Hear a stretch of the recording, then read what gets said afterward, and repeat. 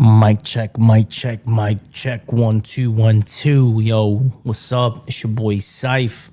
I'm live with my reactions. Now, I normally don't do this type of content, but you know what? Let's branch out a little bit and try something new.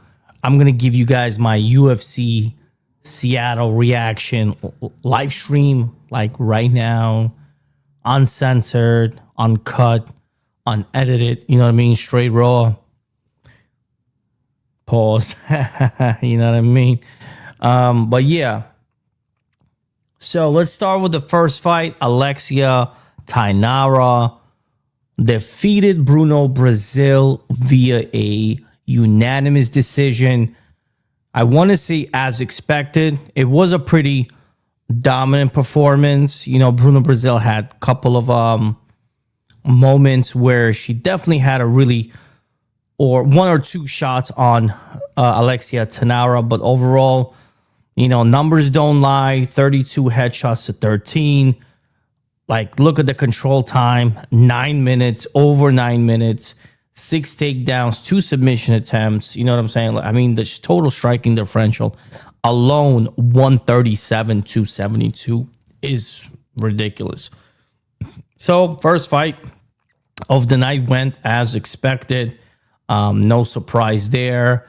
Now this fight, we are definitely going to spend some time speaking about, because initially I had a parlay with Ricky Simon or Ricky Simone, depending on how you call him. It resulted in a final draw. Now, we just talked about the numbers and how they spoke volumes. Let's do that here, right? You have a knockdown. Granted, it came in the third round. Total strikes, 73 to 52. Significant strikes, 71 to 41. Head strikes, 63 to 33. The control count, you could give it to Ricky Simon. Fine, with 2 takedowns. Fine, right? But it is absolutely ridiculous and absurd to call this fight a draw. Like, I don't know in what world, if you're a fight fan, I'm not the only one. I am absolutely certain I'm not the only one, right? Now, I will be full transparent. I took Adrian Yanez live with a prop to win by decision, because they gave me like plus 450 odds on that one. If you had taken a money line, that the result would have been a push, but they stole every prop imaginable. This fight did not end in a draw. The second round was really, really close. You could argue for Ricky Simon because he took him down. He controlled Yanez a bit, but then Yanez got up. You know what I'm saying? Kind of stole the round. If you ask me, he did more damage. The round one, Yanez stuffed the takedowns. He was very in his flow state. He let his hands go. That's when I actually took him in the first round. So I believe, Adrian, you have to split the pair between 1 and 2. You have to split the pair. There's absolutely no way anyone could convince me. Now, I'm going to watch this fight again tomorrow, because I have to talk about this ludicrous draw decision, robbery. This was a robbery. This was a robbery because they stole Adrian Yanez's win. Because when this fight ends, Ricky is almost incapable of walking. He is like battered to the point that if the fight went on 5 more seconds, it could have been stopped. His face is absolutely tarnished.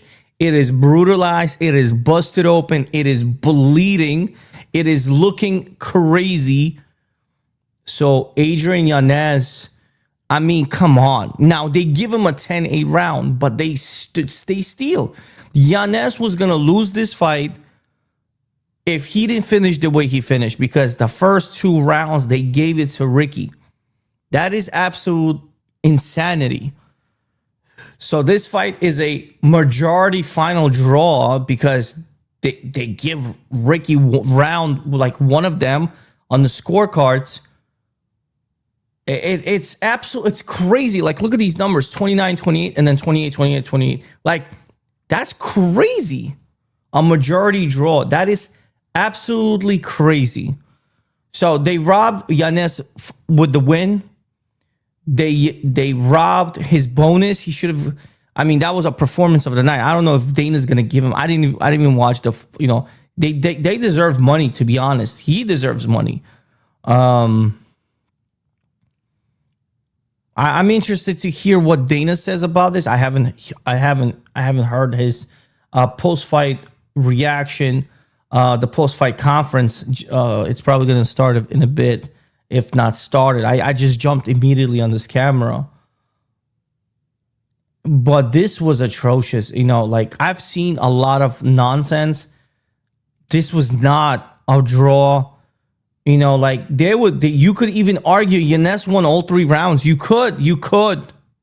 And it's not because I had my money on him, but this was a bad decision, and it threw me off whack. I started chasing, doing all sorts of crazy business.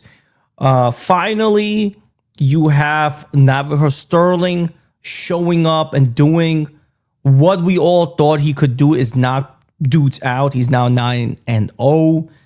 I think he won pretty convincingly against Bruno Lopez. Bruno Lopez is no slouch, big body dude.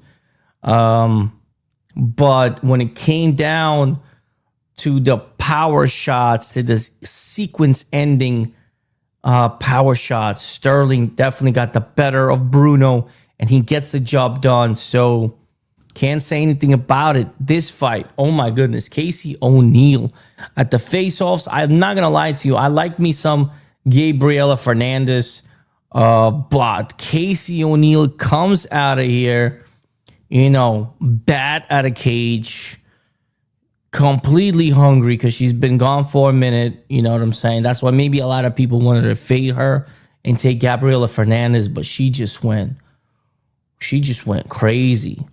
Connected with the leg kick and just went boop, boop, boop, boop, pow, man. Gets Gabriela Fernandez out of there, man. I think she broke her nose too. So can't say anything about that. That was a good fight. You know what I'm saying? Lasted really, really quick too. So that was then this thing happens. Marcin Tybura versus Tyrell Fortune. You look at the numbers, the control time, obviously for Tyrell. Did he do damage from there per se? Up to you. You look at the significant numbers. Marcin Tybura was actually the more active one, landing 20 body punches. And it's so funny. They actually pronounce Marcin Tybura as the winner. And I was chasing. I actually got him at plus, major plus, and I thought I hit the plus, but then they correct their ways, and Tyrell Fortune gets it. And you know what? It is what it is. It is what it is, and I'm not mad about it. You know what I'm saying? This guy, Chase Hopper, will never be trusted ever again if he fights a grown-ass man, because he gets killed time and time again. He was landing, right? He was landing, but then he gets caught by Lance Gibson Jr., he's all right. He's not all that. He's all right. I don't think highly of him, but whatever. Chase Hopper, man, very disappointing. And he came in like close to minus 400. So where does this man go? He's 26. He's not very young anymore. We can't give him a green pass anymore. I don't know, guys. It's like Chase Hopper, man. I don't know. Like, I thought he could do it. This fight was bloody. Now, again, asterisk for Tawfiq Musayev. Now, he won, okay? But there was a heinous fence grab that I think saved him from getting taken down. But Yeah, Ignacio Bahamas, Bahama Mama, gets violated, and loses to Tafik Musayev via unanimous decision. This was the most bloodiest fight of the fight card. 3 rounds of war, I would say. I'm going to go back and rewatch it because once I saw Ignacio Bahamas getting his ass kicked, I kind of lost my desire to watch. Now, he definitely has a knockdown against Tofik. That's when he was hurt. That's when he went to control him, and that's when he grabbed the fence and he got away with murder. He got away with murder. He got the win, I guess. You feel me? So, yeah, I mean, I don't know. A lot of people got burned. Everybody had Ignacio winning that fight. Terrence McKinney opens up the main card. And what an opener that was. 24 seconds, right? That's all it took for Terrence McKinney. Bro, he should, I don't know, he calls himself T-Rex. This man should be called Flash because he goes there and it's like, it's over, right? 1 minute man, that's who he is. That's who he is, man. Goes out there, lands that kick that is semi-telegraphed and semi-blocked by Kyle Nelson. Nevertheless, the power knocks him down. Terrence McKinney goes right over the man and starts hammer fist. And that's all it took. Took 15 strikes, 13 significant strikes to end this fight with a KO. Again, it is what it is. This fight, my goodness gracious, right? This was very close fight up until the fight started. The last minute money line went on Mansour Abdul Malik, who was undefeated, who's a wrestler, but he got 3 takedowns, didn't do anything with them. Yusri Belgari, he is a very large middleweight. I don't know how he makes middleweight. I don't, for the life of me, but he's very slim, cuts water the right way, I guess. And but his range is crazy. Doesn't mind getting taken down, has pretty decent stand-up, if you ask me.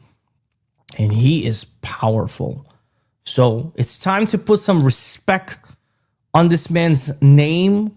Yusri Belgari is a contender, legitimate contender, if you ask me. He is 33 years old, so he's getting in action at the right time, if you ask me. So not too late, right? Yeah, gotta put respect in his name. That's what I would say. Put respect on this man's name. A newcomer, debutant. We got Larion. I think that's how you say it. Douglas. The same way he won his contract with vicious blows on the contender. That's what he did to Julian Erosa. Came in swinging leather.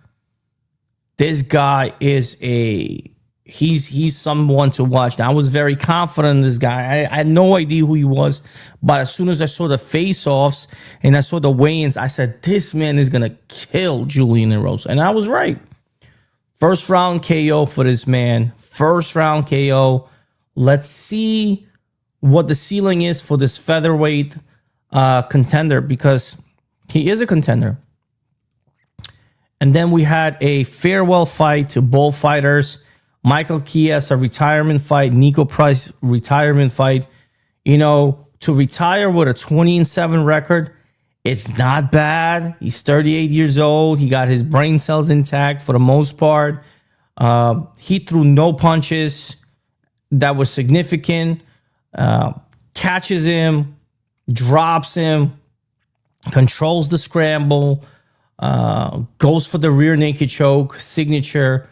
Michael Chiesa wins the way he was supposed to. Again, very much expected, maybe not so fast, but definitely expected. Yeah, it's good that Nico Price is hanging it up, because Nico Price was going to be shipped over to PFL if he wanted to fight or even the regional scenes, if you ask me, because Nico Price was like finished, bro. I think he's just finished. And I think he wanted to say a couple words. They didn't give him anything. You know, he fought in the UFC, but he's not going to leave anything crazy in the UFC. He definitely has a couple of good wins under his belt, but they played a montage and a homage for Michael Chiesa. He is their, announcer. He speaks very well. So they definitely like him. He's a company man. They gave him the flowers that he deserved. Shout out to Michael Chiesa. Beautiful retirement, if you ask me, right? And then, oh my goodness. Let's stop here for a second. There was a moment where I thought Maycee Barber died. There was a legitimate moment and a legitimate thought passing through my brain, because homegirl was stretched out like this. She went back and she was just like out of there, bro. She wasn't even blinking. If it wasn't for her stomach like moving and I see oxygen moving, right, the diaphragm expanding, I thought homegirl died. She got knocked out viciously by Alexa Grasso. Knocked down. I'm not going to say knocked out. Knocked down viciously. Alexa Grasso proceeds to jump into a choke. She secures the rear naked choke. She's choking Maycee Barber. The referee jumps, stops that position. And this fight is called a KO TKO. Blasphemy. There is no other words. This is just absolute tragedy for people taking Alexa Grasso by submission. And this fight is being called a TKO. I'm not the only one. If you're a fight fan, if you know what the hell is going on in the fight game, if you watch a couple of the fights, go for yourself, read, see what's going on X, look at the commentary. Alexa Grasso was in a positional rear naked choke, choking the shit out of Maycee Barber. How they call this a KO TKO? It's a travesty, because people really took Alexa Grasso by submission, and that's what she does. It's a club and sub situation. How many times people jumped a submission from a vicious knockdown? You know what I'm saying? A vicious blow. And for this to be, this is wrong. There is something wrong. So the Giannis situation and this situation, something is wrong in the UFC. We've seen it before, but it's like it is so tragic, and it's so, how would I put this? It's so bullish of them. It's so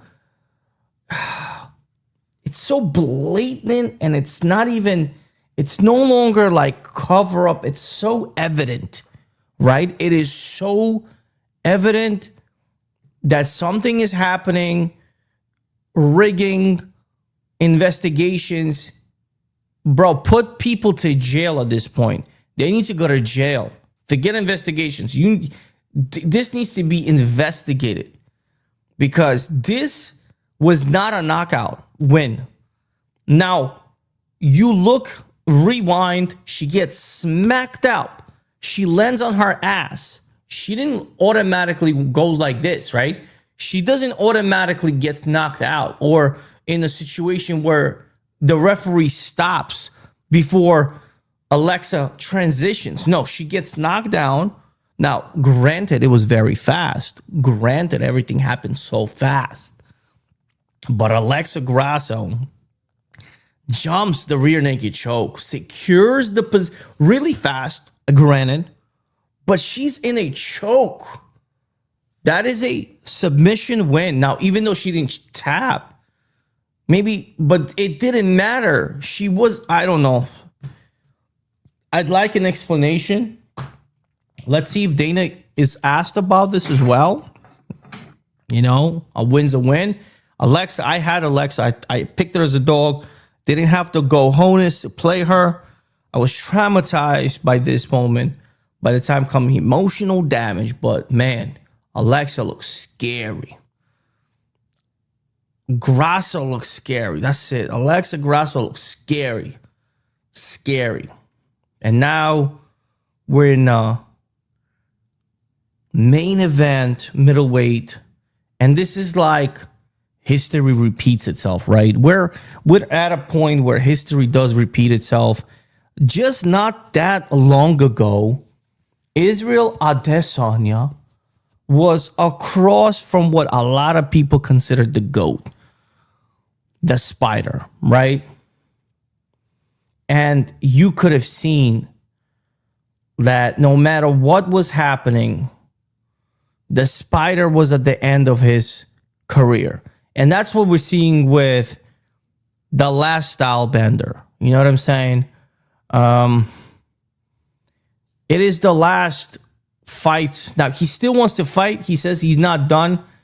I do have a feeling that his next fight might be his last fight, because if we take a look in his topology, right? Just the fight, the record.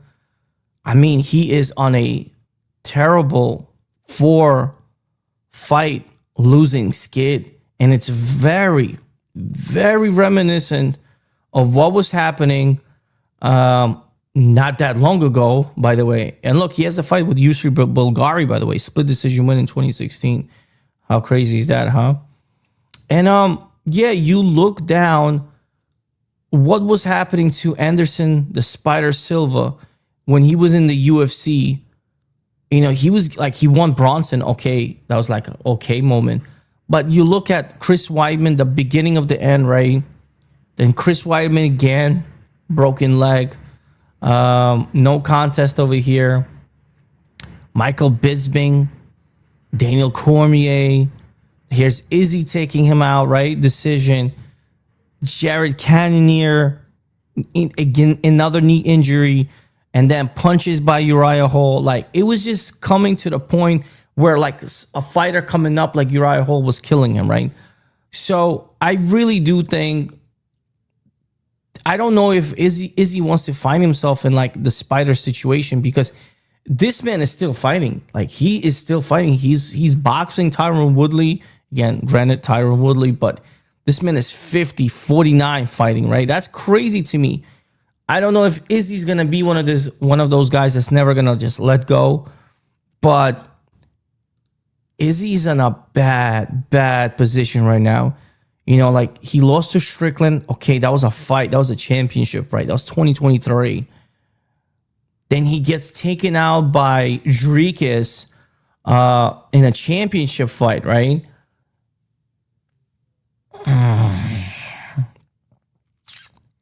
That's a bad look, if you ask me. That's a bad look, because Izzy was actually winning that fight, and then he got, again, clubbed and subbed. That's exactly what happened. He got clubbed and subbed. Yeah, definitely choked out and, you know, tapped. And then Nasruddin Imavov last year, February, takes him out. And then Izzy doesn't fight until now, like a whole ass year later. This is a long layup for him. It's only going to get longer, right? If you ask me, you know, he got finished in here. Maybe not too terribly, but still finished. He's 36 years of age. Now, he said he's not done. He didn't retire. But I reckon that the next fight, win or lose, I really do think Izzy should consider wholeheartedly hanging it up. I mean, he's doing well outside. His legacy, the run that Izzy had, was superb, right? Let's go over here once again to topology. So, you know, Melvin Gillard, 2017, Stu Dare, Rob Wilkinson, right? Remember Rob, who's in the PFL, right? So Rob Wilkinson, Marvin Vettori split first fight. Brad Tavares, Derek Brunson. That's when we started seeing, Izzy, right? 2018, when he was like, yo, I'm that guy. And everybody was like, yeah, he kind of looks that part, right? Finishing Derek Brunson, going to the decision with Anderson with that iconic bring it on stance. That is the beginning of Izzy, right? And then 2019 April, I'm in Orlando. I was in Orlando watching this, and this was a war. This was a co-main event for the interim title with Kelvin Gastelum. It was a war. It went to the last second, and where in the 5th round he was dropping Kelvin a couple of times. This was a war. This was a real war. This was a crazy fight. This is where Izzy showed us the dog in him, that he was willing to die for this. Mad respect for him. Then he fights Robert Whittaker for the unification belt. And he takes him out in the 2nd round, and he does the celebration. Wow. I mean, really, wow, right? And then this is the last UFC event, March 7, 2020, right before the pandemic. Before the pandemic, before the world changed, before everybody's lives changed. This 2020 was the beginning of the digital era, the true digital era. Like, we had digital products, we had digital devices, we knew about the internet, but this really took it to the next freaking level. This was the beginning of the end, if you will. This was definitely the beginning. And then you have the fight with Paulo Costa. Later that year, September, UFC is like up and running, right? Fight Island, they're doing their thing. This was Fight Island, if I'm not mistaken. Abu Dhabi, Fight Island, yep. Obviously, Paulo Costa was the contender, and they're talking shit, and he finishes this man with a little bit of a hump try, right? A bump, if you will. And then for reasons I don't know, again, maybe because he was on such a massive run, 1, 2, 3, 4, 5, 6, 7, 8, 9, 10, 11 fights. He's like, yo, I'm going to go and get the 2nd belt. I think that was a mistake. Because that's where the undefeated 20-0 loses. He lost that O. Now, it's not the end of the world, but still, right? He lost that O. Then they run it with Marvin Vettori, because Marvin Vettori was up and coming, and he made him look foolish. Meantime, Robert Whittaker is doing his thing, winning fights. He gets the title, goes the decision with Izzy in 2022. Proud of himself that he won decision with Izzy. Then Jared Cannonier is making noise, and he says, I recognize it. I'm going to give it to Jared Cannonier. He fights Jared Cannonier 2022, makes it look easy. I'm going to keep it a buck. And then Alex Pereira is in the mix. He's like 5-0, knocking dudes out, right? He knocked out Sean Strickland. He knocked out other couple of dudes. Izzy says, yeah, he's next. The Poetan is next. I lost to him in kickboxing. Let's fight MMA. He loses that fight. Standing TKO. I don't know how you want to call that fight. And again, Izzy was winning that fight. He was piecing him up. He technically winning that fight. Until that last round, 2 minutes, standing knockout call, Pereira wins the fight. Pereira is the champion. They run it back. Izzy is a different animal. He's unhinged. He's like, I'm going to win this fight.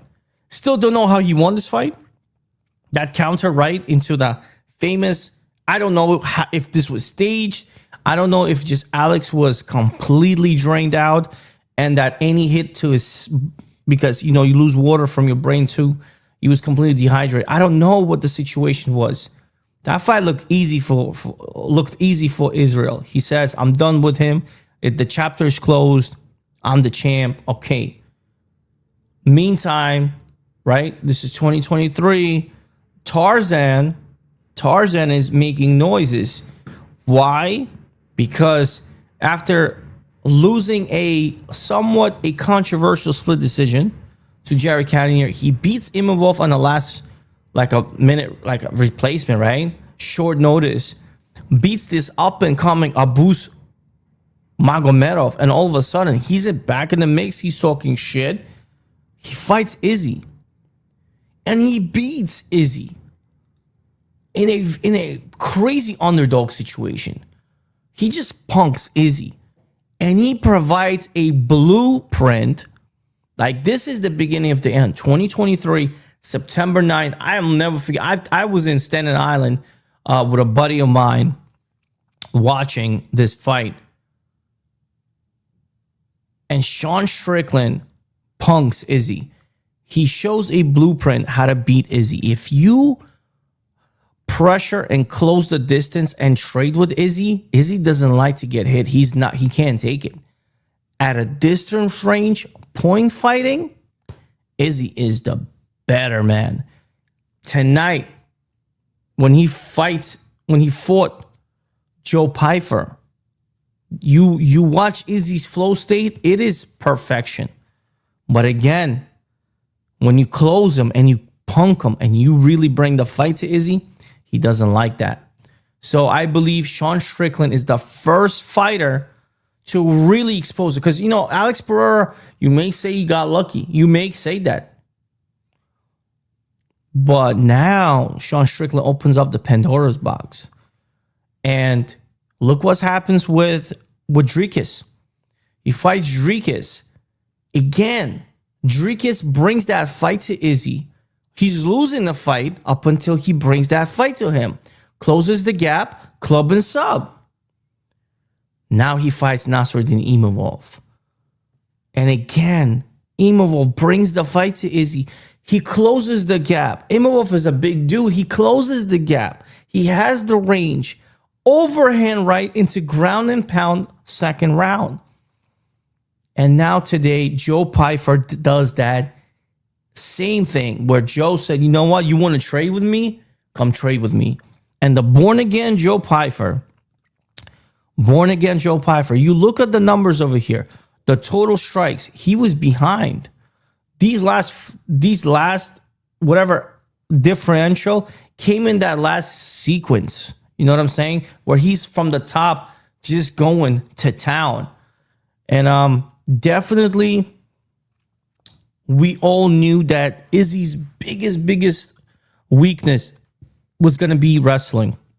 And in fact, that Blachowicz, I didn't talk about that Blachowicz fight, but that Jan Blachowicz gave a staple that if you take down Izzy, if you bring the fight to Izzy, he just can't take it. You know what I'm saying? And he was a dog in this fight. So, yeah, like at this point, I feel like everybody's really knows what Izzy is about and what he's going to bring to the fight game. And he's no longer able to use his speed and distance management to get away with shit. That he got away with shit against Paulo Costa, who could probably manhandle him in physical strength, with Marvin Vettori, who could manhandle him, right? Because Marvin Vettori is also a big dude, just like Joe Pyfer situation. But now, at 36 years of age, time is just is creeping up on Izzy, and he's getting tired. And this might be it. And I spent a lot of time, reflecting on this. And this is it. This is the story of Izzy. And he's on a 4-fight skid. I don't know when he's going to be back. Like, it took him over a year to be back from a knockout. He's from punches from the back mount. It's not like he was out cold or really knocked out. I don't know if we're going to have another fight. They should technically give him another fight this year, right? Enough time, like force that fight. And that should be it. But Joe Pyfer was stoic. He was different. He was a born-again Joe Pyfer from Philly. Shout out to Philly. Philly's my second home. Love Philly. I really do. And I was like, yo, I'm going to go for Joe Pyfer there. When they announced Philadelphia, bro, it just brought that pride in me, man. I love Philly's one of my favorite cities. I'm going to be honest with you. I'm going to keep it a buck. Joe Pyfer, man, he's 16-3 now. He's 29 years of age. He's young. He's hungry. He's, he found God. He has a reason to fight. He's going to marry his girl. Man, I'm all for it. I'm all for the new born-again Joe body bags. You know what I'm saying? I'm for this guy. I am for Joe Pyfer. I'm behind it. You know what I'm saying? Pause. Yeah, man. That's where I'm at. That's where I'm at. Shout out to Pennsylvania. Shout out to Philly. Shout out to Joe Body Bags. Let's get it. I am all in what I'm seeing. He definitely needs to work on his defensive striking so he doesn't get hit too much. But still, this man has power, and he believes in his power, and he can wrestle. You know what I'm saying? I don't know how good his wrestling really is because never seen him really tested against a wrestler. But yay. Yeah. Joe Pyfer. Now, we could run a quick matchmaker scenario, right? Let's pull up the UFC website. This is a nice poster, by the way. I like that. That was a nice poster. Let's go to rankings. Now, obviously, after tonight, Joe's going to take Izzy's number. Like, that is, or maybe some closer number, but that is what it is. Middleweight division. Still got Dricus. He's a top contender. Still got Dricus in there. Nasruddin Imavov. Sean Strickland's getting the title shot, so it is what it is. Izzy was number 4. Kai Borello is back in the mix. Brendan Allen is back in the mix. He's fighting. Brendan Allen has a fight coming up too. I forgot who he is fighting, but he has a fight coming up. It's a weird fight. I forgot. But yeah. It's a decent middleweight division. Nothing crazy.